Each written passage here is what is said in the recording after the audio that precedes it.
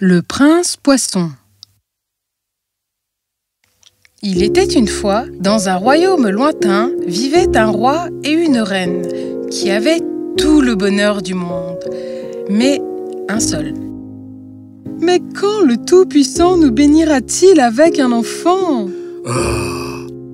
Oui, le couple royal n'avait pas d'enfant et la reine priait tous les jours pour en avoir un.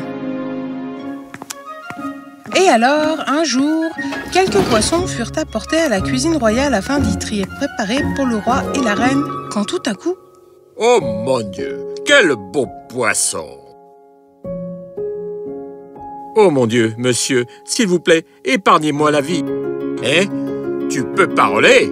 Le cuisinier était un homme cupide, et il a compris tout de suite que la présentation à la reine d'un tel poisson parlant le ferait récompenser généreusement.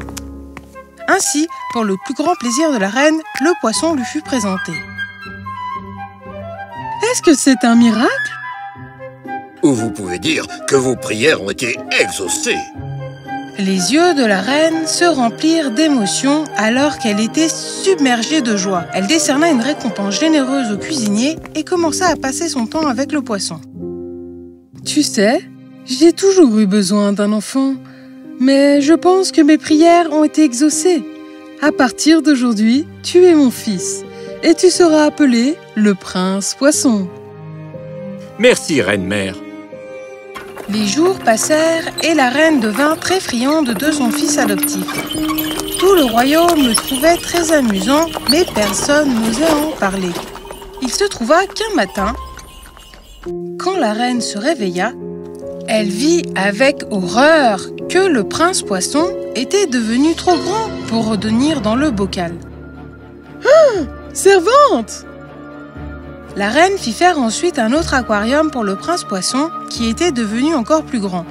Mais encore une fois, après quelques jours, il est devenu trop grand pour l'aquarium. Enfin, la reine fit faire un grand réservoir sur mesure pour lui qui fut placé dans le jardin royal. Le poisson était ravi d'avoir une plus grande maison. Merci, reine-mère. Tout ce que tu veux pour toi, mon fils. Les choses allaient bien, et le roi et la reine étaient très heureux, jusqu'à ce qu'un jour... La reine découvrit que l'eau du réservoir était trop calme, et le prince des poissons avait l'air très triste. Ses nageoires colorées avaient l'air ternes, et son visage abattu. Oh, mon cher fils, qu'est-ce qui se passe? Tu n'aimes plus le réservoir? Hein? Ce n'est pas ça, reine-mère. Tout ce que je veux, c'est avoir une jolie petite femme et vivre ici même avec moi, car je me sens très seule. La reine fut surprise par la déclaration, mais elle aimait son fils plus que tout et ne pouvait pas le voir triste. Tu es mon fils. Il ne devrait pas y avoir de raison pour que tu sois triste. Je vais te trouver une femme et avoir une chambre construite pour elle dans le réservoir. Ainsi, la reine fit construire une pièce pour le prince des poissons dans le réservoir. Et un ordre fut envoyé annonçant que celui qui donnerait sa fille comme épouse au prince poisson serait récompensé généreusement. Mais trouver une femme pour le prince des poissons ne fut pas une chose facile. Et tous ceux que les soldats approchaient refusaient l'offre de la reine, car ils craignaient que le prince poisson ne voulait une femme que pour la manger vivante. Finalement, au bout du 21e jour, le ministre royal tomba sur une maison où vivait une femme maléfique, avec sa fille et sa belle-fille. Quand elles entendirent parler de l'offre, elles acceptèrent tout de suite. Merveilleux! Vous êtes au bon endroit! Ma belle-fille est très belle et fera une grande épouse pour le prince poisson. Reviens avec la récompense demain et emmène-la avec toi. Le ministre était ravi. Il remercia la femme et partit. La méchante femme parla de l'offre à sa belle-fille et la pauvre fille, qui s'appelait Alia, pleura. « Non, mère, s'il te plaît, le prince des poissons me tuera. » J'en ai rien à faire. J'ai besoin d'argent et tu m'obéis. Va à la rivière et lave tes vêtements. Je veux que tu aies l'air présentable pour demain. Alia prit ses vêtements et descendit à la rivière où elle pleura amèrement. En entendant son cri, le cobra à 7 têtes, qui était son ami, s'approcha. Qu'est-ce qui se passe, Alia? Pourquoi pleures-tu? Alia lui raconta tout. Puis le cobra à 7 têtes dit: Je sais tout à ce sujet. Ne pleure pas. Prends ces 3 cailloux qui sont à l'extérieur de mon trou et mets-les dans ta robe. Quand tu verras le prince poisson venir, jette le premier sur lui. S'il le frappe, il coulera au fond du réservoir. Quand il remontera à la surface, à nouveau, frappe-le avec le second. Et la même chose se produira. Et à la 3e fois, jette le dernier caillou et il va se transformer en un beau jeune prince. Oh! Donc, cela signifie qu'il n'est pas vraiment un poisson? Il est le fils d'un roi et est sous l'enchantement de son frère maléfique et de sa belle-sœur.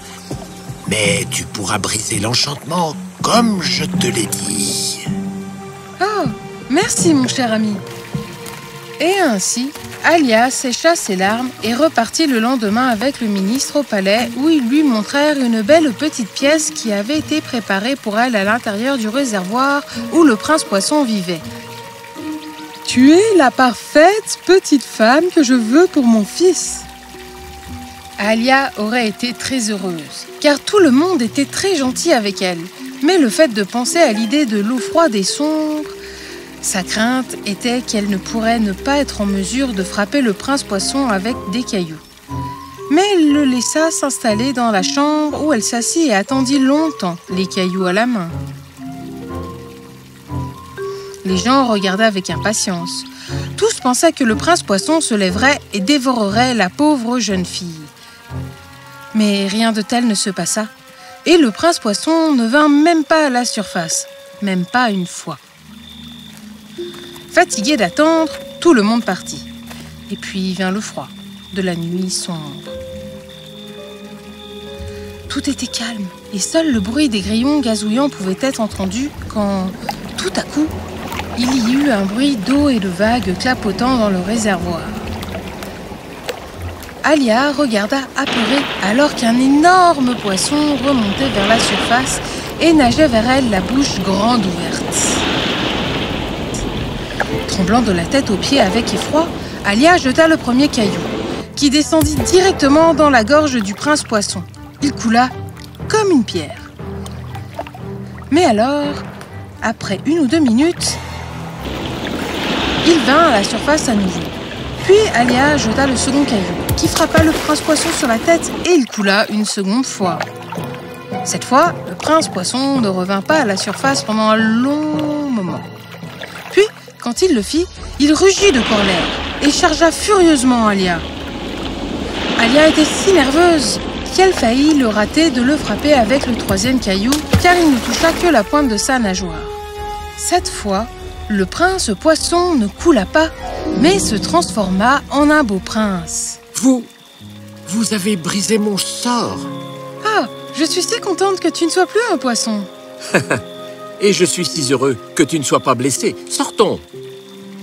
Nous pouvons profiter du soleil et du bonheur dans le monde extérieur. Et plus besoin de vivre dans un réservoir plus longtemps. Et donc, alors que le soleil se levait, apportant avec lui un nouveau jour, une nouvelle histoire d'amour commença. Le prince, beau et vêtu d'or, prit Alia par sa main et alla parler à la reine. La reine, en entendant l'histoire du prince, fut ravie et l'embrassa. « Ça n'avait pas d'importance pour moi quand tu étais un poisson, car tu étais mon fils à l'époque et tu es mon fils maintenant. » Merci, maman. Merci pour tout. Et ainsi, le roi et la reine bénirent Alia et le prince. Un grand mariage eut lieu et les princes et princesses du monde entier furent invités. Et ce qui fut écrit sur la pancarte de bienvenue, je vous le donne en 1000. Le prince poisson épouse la sirène de ses rêves. Oh, et d'ailleurs, ils vécurent heureux pour toujours.